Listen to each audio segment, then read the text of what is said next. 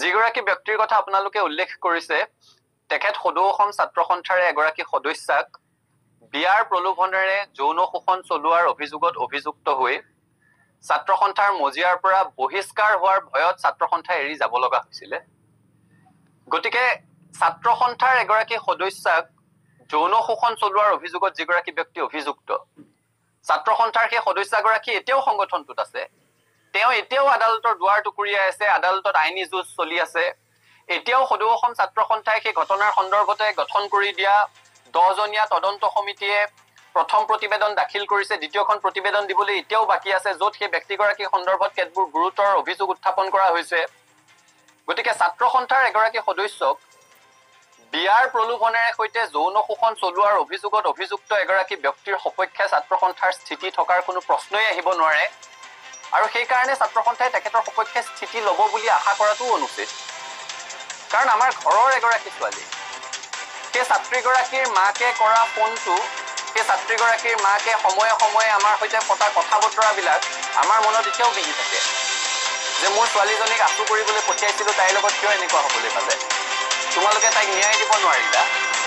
সেই ছাত্ৰীগৰাকীয়ে আজিও ছাত্ৰ সন্থা কৰি আছে। দেখিছো বহুতে ছাত্ৰ সন্থাৰ এই সন্দৰ্ভত এটা স্থিতি আশা কৰিছিলে, কিন্তু নিজৰ ঘৰৰ এগৰাকী সদস্যাক যৌন শোষণৰ অভিযোগত অভিযুক্ত এগৰাকী ব্যক্তিৰ সপক্ষে ছাত্ৰ সন্থাই স্থিতি লোৱাৰ কোনো প্ৰশ্নই আহিব নোৱাৰে। এই সন্দৰ্ভত বহুজনে আমাক সমালোচনা কৰাও পৰিলক্ষিত হৈছে। সামাজিক মাধ্যমত বিভিন্ন ধৰণৰ কথা বতৰা আলোচনা হৈছে।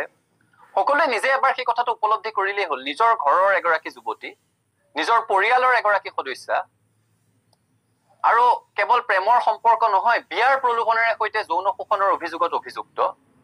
তেনে প্ৰেক্ষাপটত সদৌ অসম ছাত্ৰ সন্থাই সেইগৰাকী অভিযুক্ত ব্যক্তিৰ প্ৰতি কোনো ধৰণৰ অনুকম্পা দেখুওৱা, কোনো ধৰণৰ স্থিতি প্ৰকাশ কৰাৰ কোনো প্ৰশ্নই থাকিব নোৱাৰে। আৰু ছাত্ৰ সন্থাৰ পৰা সেইটো আশা নকৰিবলৈহে সকলোকে অনুৰোধ জনাইছো। আপোনালোকে হেণ্ডকাফ দেখিছে, আমাৰ চিপজুৰিডাললৈ মনত পৰিছে।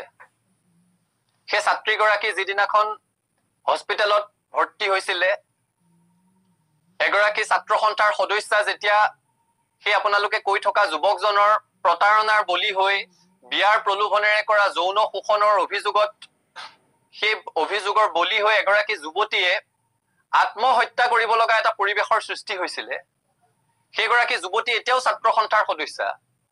তেওঁ ন্যায় বিচাৰি আজিও ছাত্ৰ সন্থাৰ মজিয়াত মাত মাতি আছে, তেওঁ ন্যায় বিচাৰি আজিও আদালতৰ মজিয়ালৈ গৈ আছে, আজিও তেওঁ মানসিকভাৱে ভাঙি আছে। গতিকে যেতিয়া হেণ্ডকাফৰ কথা কয়, আমাৰ সেই চিপজুৰিডাললৈ মনত পৰে। শংকৰজ্যোতিক লৈ আছুৰ স্পষ্ট মত, আমাৰ এগৰাকী ভগ্নীক শোষণ কৰা নেতাৰ লগত আছু নাই। বহিষ্কাৰৰ ভয়ত আছুৰ পৰা পলায়ন কৰা নেতাই আশা কৰিও লাভ নাই। এতিয়া এনেদৰে শংকৰজ্যোতিক লৈ প্ৰথমবাৰলৈ মুখ খুলিলে একালৰ সতীৰ্থ উৎপল শৰ্মাই। নিউজ ডেস্ক ৰিপৰ্ট, দৈনন্দিন অসম।